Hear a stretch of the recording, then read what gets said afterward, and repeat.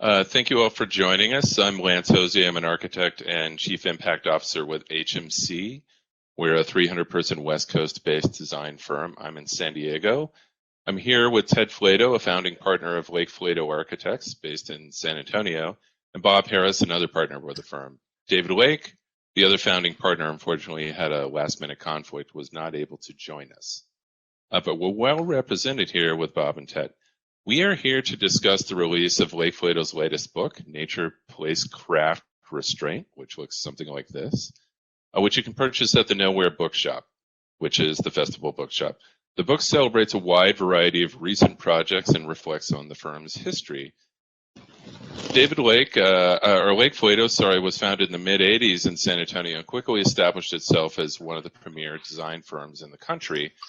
35 years later, the American Institute of Architects has given LakeFlato its highest honor, the Firm Award, and they've won many, many other accolades and honors.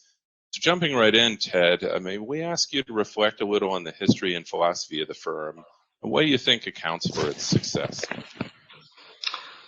Well, a number of things. Working with great people and having great clients, but I think the key for us was our beginning, which was very much a Texas story. The projects we began with, David and I started the firm with just a few people, in other words, the two of us. And the early projects were projects that were in the country, that were, often on large landscapes, where the goal for the projects were to connect with the outdoors. I mean, that's why we were doing them. There were these small residential ranch houses, and the opportunities were huge, which was that you had to, because it was about connecting to the outdoors in the place. It meant that style very much took a back seat. We were thinking about with the weather, the breeze, the sun, big overhangs, massive walls if we were dealing with, different temperature swings. So working with local craft and making these houses, seamlessly connected with the place where we were working. And the landscape was an enormous component of that. And sustainability was just a natural outgrowth of doing work like that. And that allowed us, a very particular direction, which allowed us to hone our design philosophy. And then as we started gathering more architects and getting more opportunities, larger projects further afield outside of Texas, that early focus on a very particular philosophy, and one that a lot of people could embrace. So it was something that celebrated collaboration. It relished in new perspectives on that same design philosophy. So I think we were very lucky that we had that time to create that strong direction. And then when we had the opportunity to do larger and bigger projects with more staff, the work really has continued, in my opinion, to get better, well beyond what David and I ever imagined. And this book is a celebration of that work. It's the last kind of 10 years or so of public work. And it was very, we enjoyed working with the UT Press and putting together this publication. Terrific. For those of you just joining, if you are seeing what's on the screen here, we're here to celebrate the release of LakeFlato's latest book, Nature, Place, Craft, Restraint. We're here with Ted Flato and Bob Harris. And Bob, expanding on that, so what accounts for the book now and the themes of the book? The title refers to it being organized around 4 principles that LakeFlato sees its work being driven by. Could you tell us a little more about that?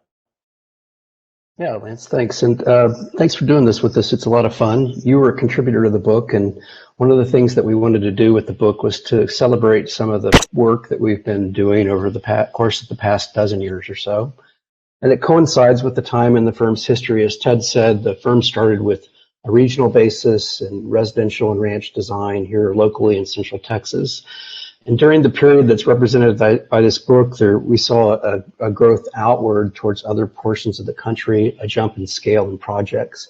different types of uses. And so the book represents those public works that have been done over the course of the last dozen years or so, and sort of represents that transition period for LakeFlato. As far as the title goes, it really came out of this idea of thinking about what LakeFlato stood for and the ethos and kind of passions that each of the people at the firm shared. So I've been using these 4 words on lectures and talks about the firm's work for a long time, because there's this realization that if you have self-selected, in many cases, to come to LakeFlato, it's common that you would start with your passion for nature and a love for nature. In fact, I think if you look across the firm, you're going to find that in common with almost every member of our particular place. The next is this common passion and love for place, and it really bridges to the idea that architects have a role in community, that we're building experience as much as we are building buildings, and that we're speaking to the traditions and culture of a place, and that's very important to everybody at the office. Craft is a word that I think is commonly used in architecture, and architects being a little bit OCD on this kind of thing in terms of craft and building. That's not terribly uncommon in the profession, but I do think for LakeFlato, it's something that is deeply felt, and we feel that exhibiting the craft of building is something that is paramount in any course of architecture that we pursue. Any project, you're going to see us looking towards the region for inspiration on materials, towards the local craftsmen and how they might build and construct in ways that are appropriate to the traditions of the place. And just really making the hand of the craftsman something that's evident and bringing personality to the project. And then finally, the idea of restraint, which is one that I think is less understood when you think about the context of architecture.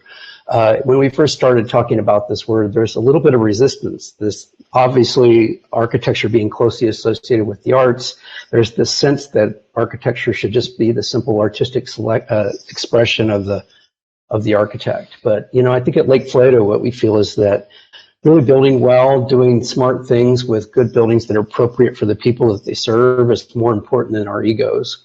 And so we embrace this idea that there's boundaries, that there's cultural kind of context, there's things within the natural context that require that we respect nature, that causes us to look for that spot where we've done just enough, but haven't done too much in terms of changing our environments to make them hospitable to people.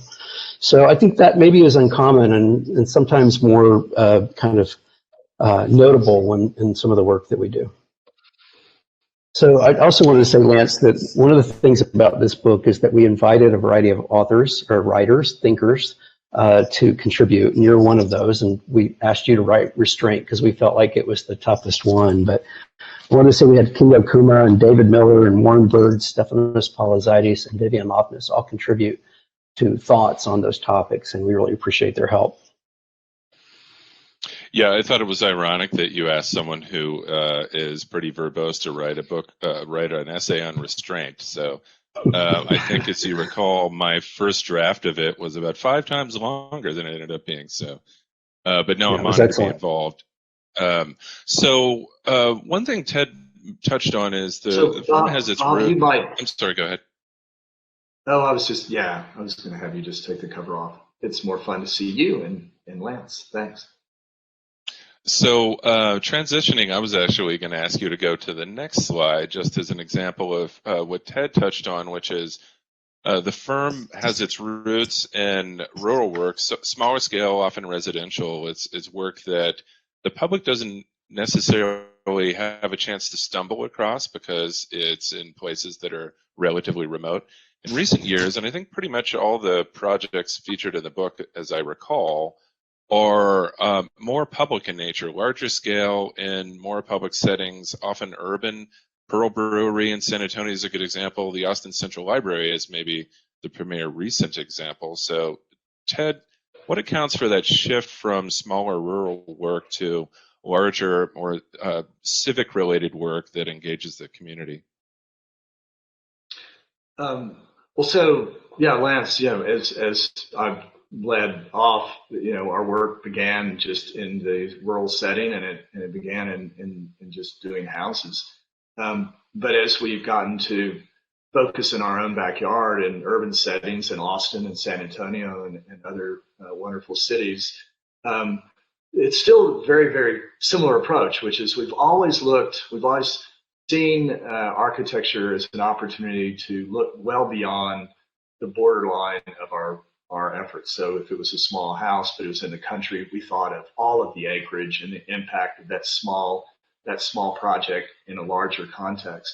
And so in an urban setting like the library in Austin, there we had an amazing site right adjacent to Town Lake, and it was the opportunity really to create a new living room, a new gathering space for Austin, and we thought of it that way. We thought of how it would connect to the water and to the river, how it would feel once you came into it. So you really was this active, remarkable space that was all about gathering and people. But that notion of making architecture that's very particular to its place, can be at many scales, and the library is a good example of that. Of how we created things that you wouldn't normally think of that a library would need, which is porches and spaces that we, being residential architects, we still use those things in living room and gathering space. But it has been a really exciting opportunity to reach and to really develop these important public spaces and places.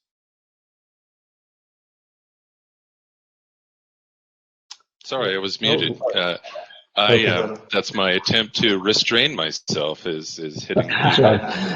So the Austin Library is also a great example of the idea of place, because the way I see LakeFlato's work is there is a kind of recognizable consistency in the work in terms of attention to detail, fascination with certain kind of materials, etc. And also a lot of it is in Texas, so it has this sort of regional sensibility, but it's also adapted acutely to the specifics of its local context. I lived in Austin for a while and worked down the street from the library, so saw it a lot. And it's a pretty amazing example of a large urban project that also is knitted very carefully into its context. The way it engages the river, for instance, is really gorgeous. There's not much like that on Town Lake in Austin. Bob, how is that attitude, maybe shifting to the focus on the place section of the book, how is that attitude consistent across different projects in different places with different scales and purposes? Do you have a particular method that you use to approach how do you adapt to specific places? Yeah, that's a good question. I don't think that if you asked any one of us if there's a method that we would be able to respond that there was a clear method. I think the Austin Lyric Opera, I'm sorry, I always make that mistake, the Austin Central Library. You've done that 3 times I've done today. that every time we've talked about it, haven't I? It's one of those cases where your starting point is to assess the place. I mean, it's really to know Austin. It's to know the place on Shoal Creek. It's to know the relationship of the Town Lake, what I call Town Lake, now Lady Bird Johnson Lake. It is thoughtful first about the place and us actually just reaching for what's the stuff of this place that we can grab and use and pull together to start the ideas. I mean, we don't really do I think a lot of architects may approach a problem where they would sit with their sketchbook and they're going to come up with an idea. But for us, it's about feeling the nature and quality of that place first, and that can happen in any context. Ted talks about, we're now involved with writing a new book on residential projects here that'll be out in the fall, and Ted talks about in the book that first visit to somebody's home site. What are you doing with the client when you arrive? How does it feel? What are you talking about? You're kicking the dirt. You're looking at the trees. You're understanding the soil. You're looking at the stuff of that place, and that's where the design ideas come from first. I just want to say, too, in the case of the Central Library, what Ted mentioned, the idea of the front porch, we sat down at the beginning. We said, it can be a front porch. It can be Austin's living room. But we also said it can be the best daylit library in the world. And we had no idea what that meant.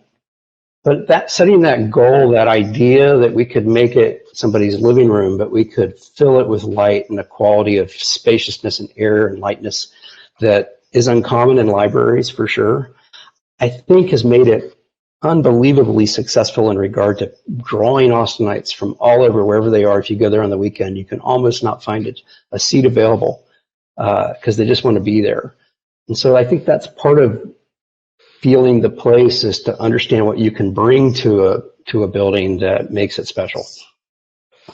So we often, Lance, we see every project as an opportunity to, bring more to a place than just solve the programmatic needs. And in Austin, a lot of people aren't. I mean, you can run along the lake, which is fantastic, and it's extremely public, wonderful public space. But it's rare to be in a building and be adjacent and enjoy that space. And so we saw the library as that, so it needed to be extroverted, it needed to be connected to the space and place. It also needed to reflect the culture of Austin. That's another, and so it's a highly sustainable and thoughtful building. So when it was light, we wanted a very well naturally daylit place, but we also wanted one that spoke about rain and spoke about water, and so all of the resources were very, very important. So something that the community would be proud of and reflective of the culture of the place. And so and those are things that don't necessarily arrive by just doing typical programmatic, efforts. It's really stretching it more and asking those bigger questions. What can this building do differently than another opportunity that we may have had earlier on another project? And the library was all about public, and so it was an exciting opportunity for us. It's also a dear place to us.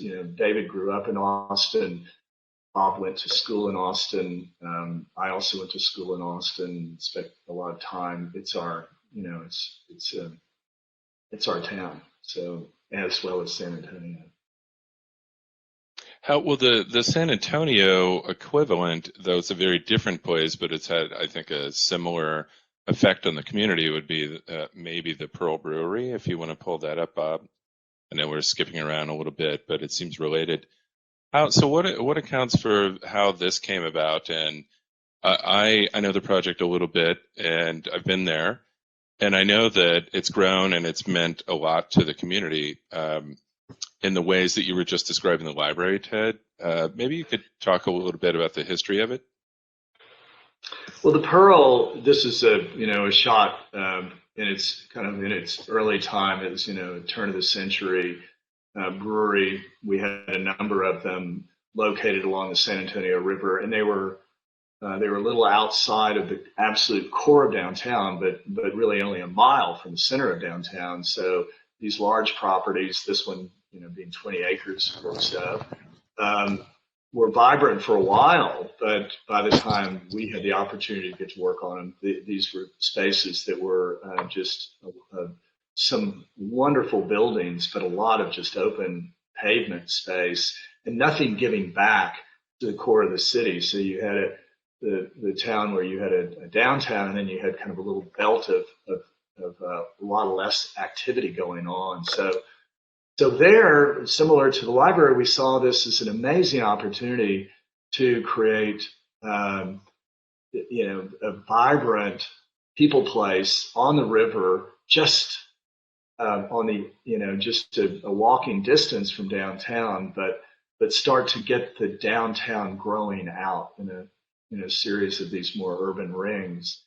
And we had an ideal developer, so a lot of times it's about having all the right things line up at the right time. We had Kit Goldsberry, who originally had founded Pace Picante Sauce, had sold it, had been looking for additional opportunities to invest, but to also give back to the community. And he took this one on. He'd never been a developer before, and he asked us to start doing the master planning, which was an incredible opportunity for us. So similar to the library, we asked, kind of what what is missing in the city, and what can this project do that if we stretch a little bit, and so what we did, we brought in this particular case a lot of kind of citizens, neighbors, San Antonians who love the town and would be kind of our brainstorming group to think about what are the things missing. And so we didn't really begin with architecture. We really began with what are the things that we could add to the city. And so they started becoming a culinary school or housing and restaurants, nonprofits, homes for all the homeless nonprofits, and then thinking about how to make a really particular place. So we had great buildings, but we had a lot of open space, and so how we would tooth in and fill in and make smaller, narrower spaces that would be shady and oriented towards people. It's been an adaptive reuse, which is can be the most sustainable kind of thing one can do and the most authentic thing you can do. One of the things I enjoy looking back on is we said that let's not throw anything away. We don't have enough buildings, so let's even celebrate some of the lesser buildings. Let's also not tear things down. Let's fill in and let's create a bone pile of objects that we might not be using but we could use. And so some of my favorite things is looking around. They had an enormous amount of these leveling devices for all the containers for beer and the beer processing.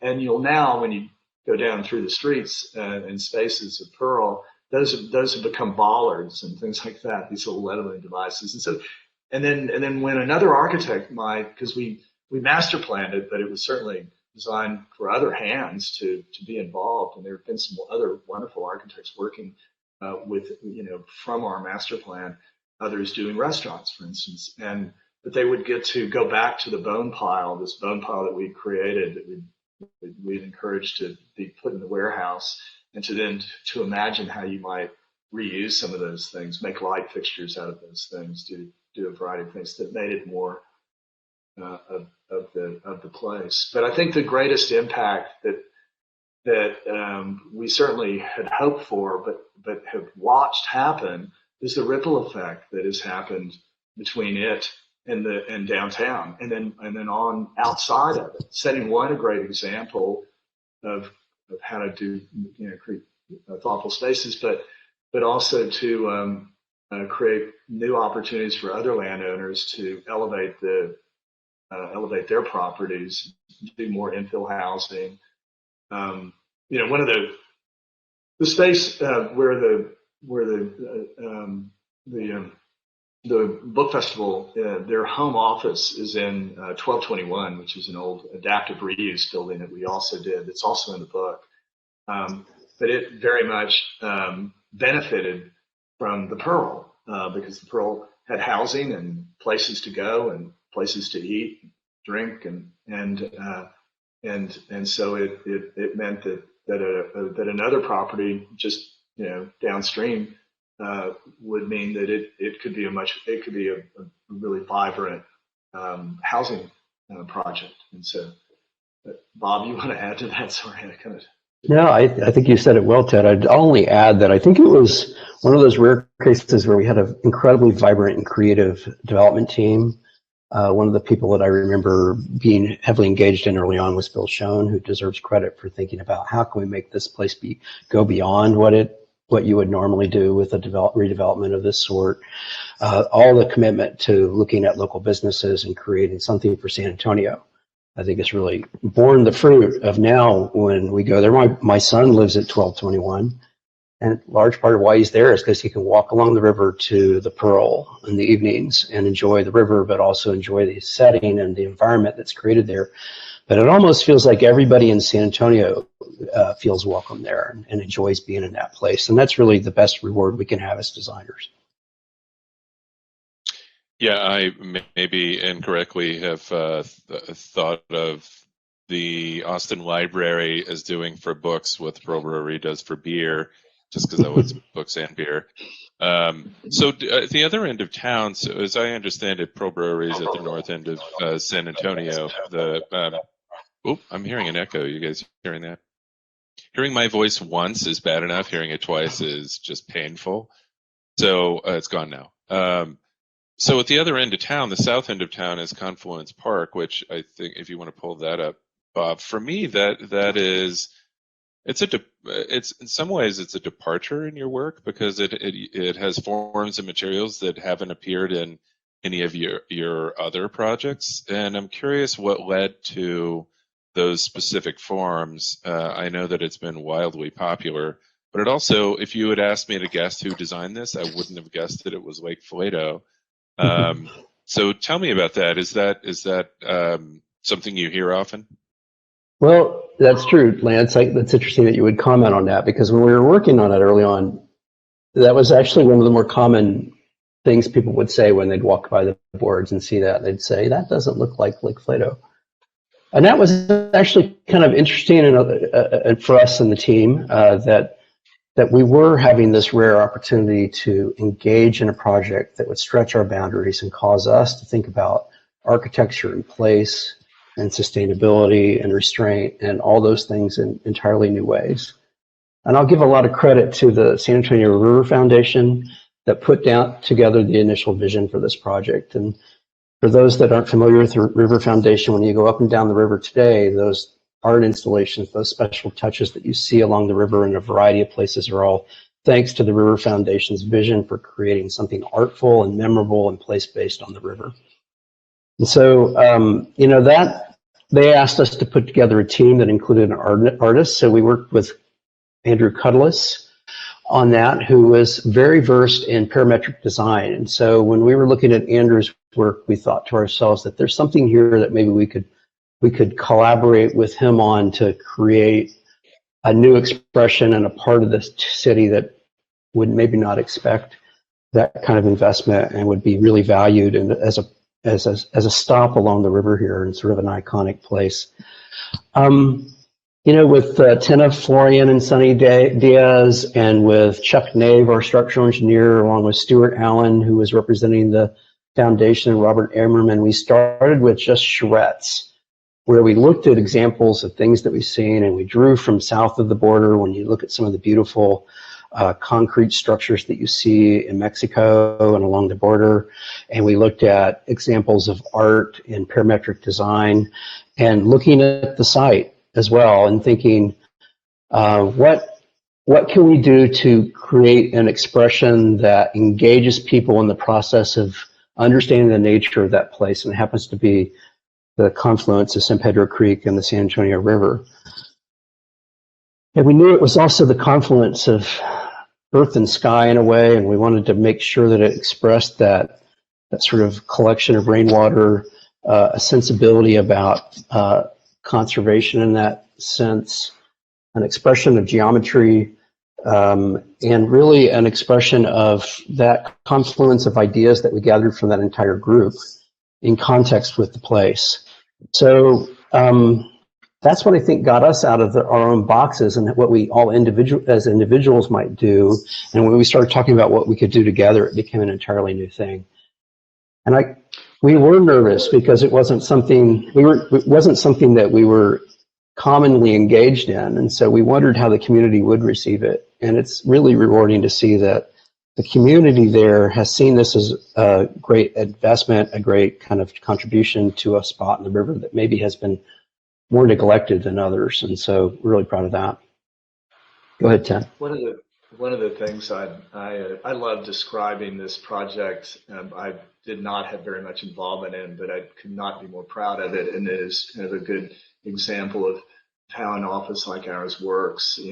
We people like me, partners, often aren't completely involved in every project. And but anyway, one of the things I love describing about this project, because the water is such an important resource in South Texas, and is bigger and bigger issue every day. And I love going to the building and describing how it basically is the aquifer. It's the water collection system underneath, the karst topography above, and how water percolates through, creates through acid, breaks down the limestone, creates this karst topography. Well, it has the shell has these little portholes in it and gaps in it, and then it also funnels rainwater down into the kind of the funnels, very much the way draws and arroyos funnel water and create larger aquifer spaces. But anyway, I delight in its abstract nature, or its abstract expression of a water system that we are very, very proud of. And the River Authority and San Antonio Water Development Board have been, integral players in preserving the Edwards Aquifer. And so it was a fun story. We've got about 15 minutes left, so I'm going to encourage attendees to put any questions they have in the chat bar, and we'll try to adjust those. While you're doing that, I'm going to go back to Bob and ask him, for the non-architects in the audience, to define two terms that he used that I think non-architects don't know. One is charrette, and the other is parametric design. You caught me on that. I really try not to use the word charrette. In fact, I make a point of that all the time. I think if you have someone who speaks very plainly about architecture in a positive way, so it's really funny how, it's irresistible for us to fall back on our jargon, right? Right.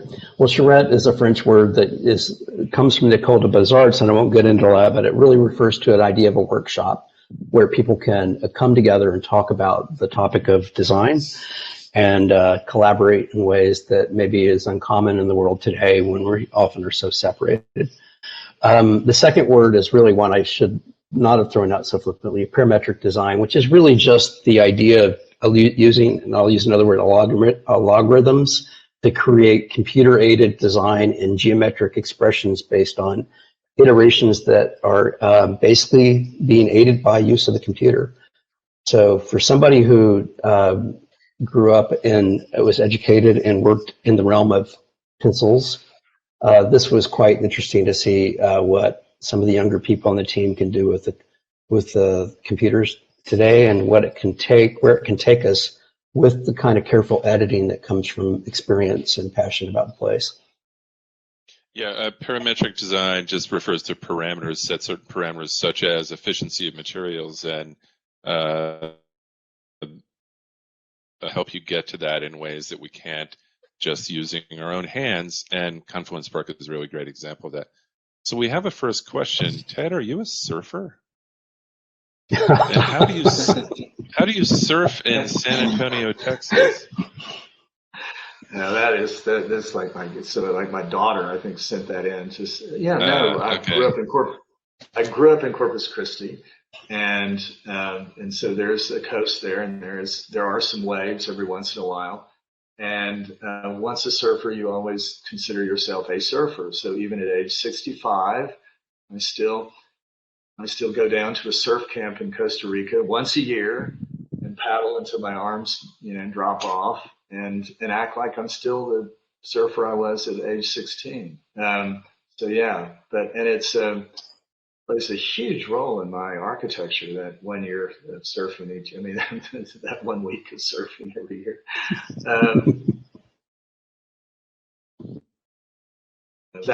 I did, growing up in Corpus did have a big impact. Anyway, that's it. That was a silly question, but thank you for asking that question. I was very proud of my surfing abilities. I grew up in Houston, and Galveston was the closest coast. And the first time I visited Chicago and I saw Lake Michigan, the waves were higher on Lake Michigan than on the Gulf Coast in Galveston. So, but I'm told people surf on Lake Michigan. That is the only question we've gotten so far. Wow. So they want to know about your surfing, Ted. Well, yeah. Bob, do you have any hobbies that have informed your, are you a skateboarder by any chance? Us, we both grew up in Houston, and if you couldn't surf, you had to skate. So we probably have that in common, Lance, I would bet. But yes, I actually am a skateboarder, which gives. Really? Gives, I was joking. I had no idea. No. I've known you a long time, and this has never come up. Yeah, I'm a little bit of everything, Lance. As of late, I've been really interested in wildlife watching, frankly. I mean, I do a lot of that, frankly, and I have the good fortune of being in some really wonderful places to do that on occasion. So I'd say that's probably defines me more now than being a skateboarder. Mm-hmm. Well, you can skate your way through nature. That'll be the title of your memoir someday, Skating Through Nature. That'd make a good video. So here's another question from Susan Chadwick. How do you respond to your many imitators? So this is really interesting because it touches on what I said earlier, that when I saw Confluence Park the first time, I thought, it doesn't feel like LakeFlato. And in the back of my head, my spidey sense said, but should an architect's work look consistent in a way that's recognizable? I have my own opinions about that, but if you have imitators, then it means that there's something in your work that can be imitated. What do you think that is? And does it bother you if you see, I actually can't think of an architect who's done something that I look at and I think, wow, they ripped that off from LakeFlato. But if you see that sort of thing, do you feel flattered or a little bit annoyed or a little of both? You know, on that, I mean, first of all, the clients come and they say, oh, you know, I want something, you know, I want LakeFlato. I know what it looks like. And I'm always quick to say, well, we don't really have a particular style. And they go, really? No. I notice big overhangs and this and that.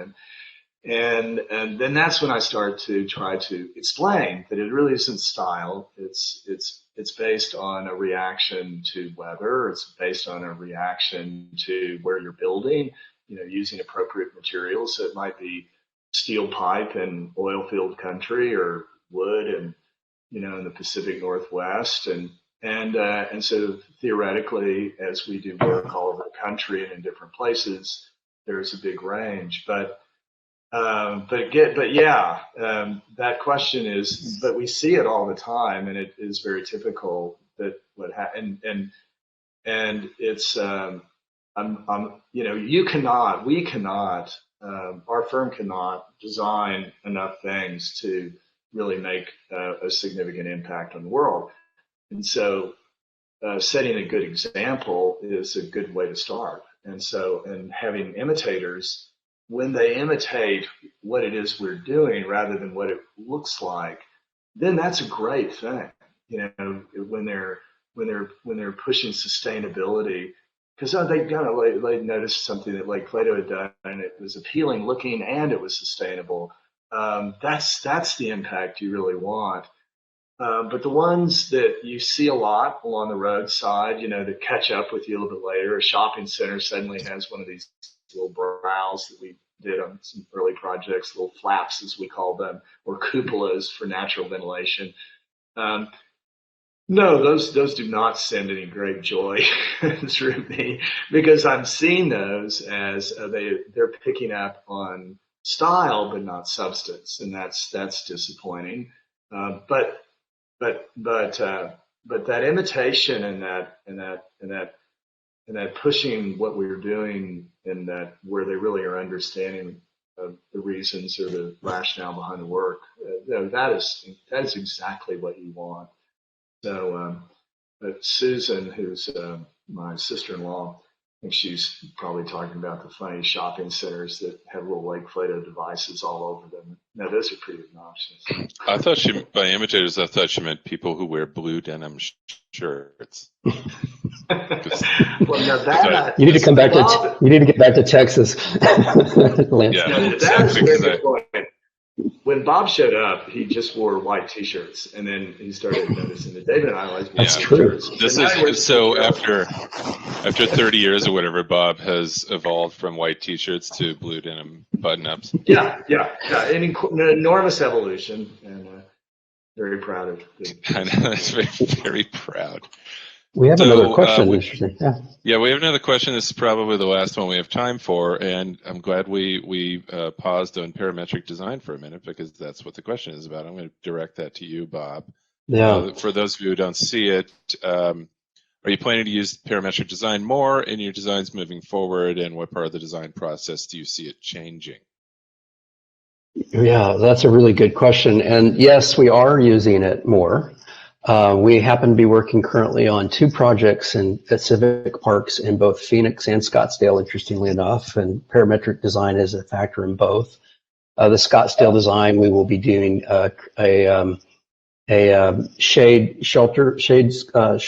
and then a stage that will express parametric design, and we're working on that now. And I know there's going to be other things in the future that takes parametrics beyond just form giving. I think there's a lot of potential for thinking about parametrics and these parameters, as Lance so eloquently referred to, in thinking about how to understand how people move, how traffic moves, how expressions that might seem somewhat random to us can be thought about in patterns in lots of different ways in architecture. So I think it's going to touch almost every stage of the craft of building in the future. I don't think it's something we don't leave it to computers to make these solutions. Even when you see at Confluence Park, the basis of that is generated through parametric kind of quantifications, or computations, I should say, but we're actually adapting it and stretching it and pulling it to our desires, so the shape and expression came out the way that we wanted it to for people. So there's both the hand of people and the use of computers working together in those things, and I think that's pretty exciting. We have about 4 minutes left, and I think I'm being told that we need to wrap up. But we probably have time for one more quick question. I don't see any other questions from the audience, so I'm going to ask you one quickly that Ted touched on this earlier, that about sustainability being a driver in your work, and Bob and you and I have had many conversations about this over the years. That for those of you who are familiar with the American Institute of Architects, they have an award they give out from the Committee on the Environment called the Top 10 Award, and it's considered the premier honor for sustainable design excellence. In the last 25 years, LakeFlato has won more of those awards than any other architecture firm, which I think is quite an honor. And I think it's largely because your work is so successful at integrating sustainability in design, rather than seeing sustainability as just living in mechanical systems and the technical aspects of buildings. Ted touched on this earlier, but maybe end on just describing how that's a greater ethic about sustainability has really driven your work over the years. Either one of you.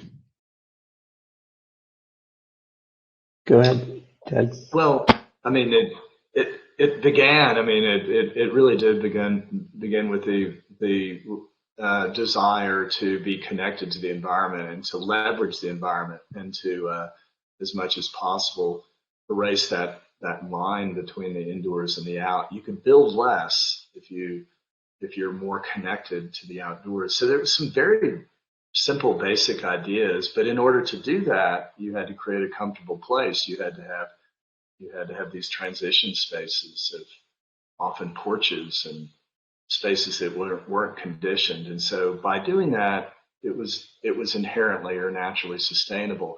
And then over the years, as we've had the opportunity to work at a larger scale, we've also had more time to think about projects. It used to be that you had a very, very defined amount of time to get a project out. Well, as the projects were larger, you had a little bit more time, you had a little bit bigger team, and you had the opportunity to reach out to really talented consultants that were experts in these fields. Before, it was kind of seat of the pants. Oh, well, this ought to work, or this cupola could create natural draw here. But now suddenly we had the opportunity to start to work with some of the great talents throughout the country to help us make and fine tune these buildings. So they were already naturally going to go in this direction. And then as time has gone on, we've been able to add science and really test out what we're doing. And one of the things that I very much enjoy is that we often, on a certain level of projects, we stay very involved in the projects even after they're finished, and so creating conditions where we're able to monitor the success of a building or find out what wasn't as successful. So every project we're able to allows us to grow more in that same direction just by looking back and testing and metering and fine tuning. Bob, I'm almost used up all of our minutes there. Yeah, looks like, well, that's quite okay. I think you said it quite well. We do have a couple of other questions that came in from the audience. I don't know if we have time, but I think we're just about out of time, but okay. I'll see if we are hearing that we need to shut up. In the backstage, there's some questions, Lance. Yeah, I'm looking at backstage and I don't see you must stop now. So let's keep going. Just maybe we'll wrap it up with Bob. Do you want to respond to anything that Ted just said? Other than thumbs up. No, I just feel as if sustainability and the course of LakeFlato's passion for bringing good buildings for people's use and for creating great communities and vibrant environments for healthy activity and honoring the craft, the craftsmen, and all the things that we talk about in the book are really tied together to create a whole thing where no part, not sustainability or design or any other part of it, is separable from the rest. So each one of these things that we talk about today, I think, really are trying our best to be great expressions of those principles. That's great. Well, maybe end on just one of the questions was, do you have any projects in San Antonio coming up that are publicly available that might be visible to anyone in the community? Well, we're working. Yeah, go ahead. We're working on the Lone Star Brewery south of town, which is really great. So some master plan work now, and so it promises to be a great opportunity to revitalize a part of town that's further downriver, and we can just keep some of the great things that are happening downtown moving south, and I think connect to the hike and bike way along the river and just create more economic opportunity in a part of town that could really use it. And we're also getting, we do a lot of university work throughout the country, and we had not really been doing a great deal of university work in our own backyard. They've just been these public projects. And right now we're doing a wonderful new humanities district for Trinity, which, was O'Neill Ford's wonderful legacy. And he was who brought both David and me to San Antonio. So that has been an incredible opportunity to get to work on some of the old existing buildings from 60s. To a new building that kind of grows that direction of technology that O'Neill had embraced with the lift slab. We're doing mass timber there, and then we're working with Incarnate Word on their new building that they've purchased. It's across the street. It was the old AT&T building that's on the river. And working with them to make more of a connection to their part of the headwaters of the river. So we're working at both kind of ends of the river with these different institutions, which is so exciting to be able to be designing with these two great institutions, but also have the opportunity to make them even more public to places that the rest of the community that don't even get to go to those institutions will enjoy in the future. So a lot of fun things for us in San Antonio. I was going to say you're becoming the premier brewery architects, which is fun. If you in the new one, if you could just make sure that there's a stool with the corner with my name on it, just like Norm from Cheers, and I walk in and everybody yells "Hosey." Hey, I think it's like there he is. Bob gets a look in his face like, I will seriously consider that. Well, thank you all for joining us. And again, the book is Nature, Place, Craft, and Restraint, which you can get at the Nowhere Bookshop. Did I get that right? Nice. And I know I memorized that after looking at my notes. So again, thank you. Yep. And I need to give a big plug to the San Antonio Book Festival, which is one of the great events that has happened in San Antonio. We're so grateful for all of those who put together this festival. I know that it's not easy to do them on in this kind of disparate manner in a Zoom format, but I commend you guys for doing a great job this year. It's been exciting. I've enjoyed some of the past sessions today and yesterday. Anyway, thank you. But sorry, Lance. Now you can wrap. Sorry. No, that's right. It's a good plug. Bob, any parting shots? No, thank you, Lance, and thank you for the book festival, and thank everybody that's in attendance and enjoyed the questions. And glad to have the opportunity to talk. All right. Thanks, everyone. Have a good afternoon. Okay. Thank you, thanks. Bob. Thank you, Lance. Thank you Bye. all who participated.